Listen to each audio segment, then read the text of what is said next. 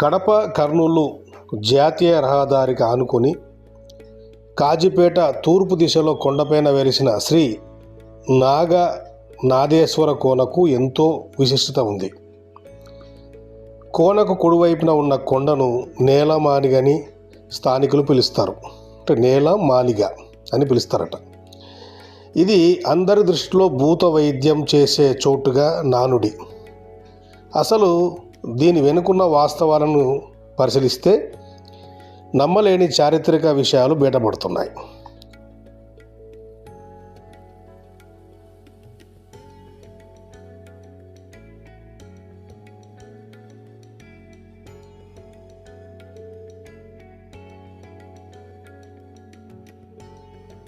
ఇది before common ఎరా 2-3 శతాబ్దాల నాటి కాలానికి చెందిన ఓ అవశేషం. అంటే దాదాపు 2300 సంవత్సరాలు క్రితం నాటి ప్రాంతం.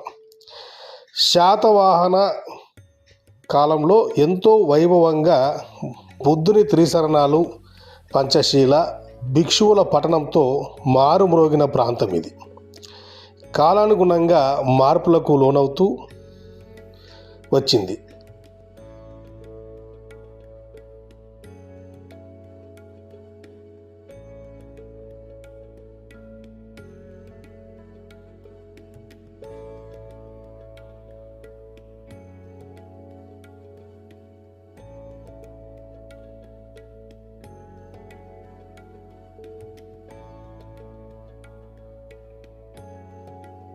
ఇదే క్రమంలో ఇక్కడ చారిత్రక అంశాలు కనుమరుగయ్యాయి.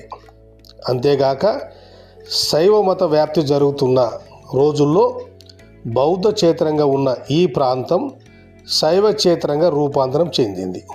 అందుకు సాక్షిభూతమే ఇక్కడి శివాలయం.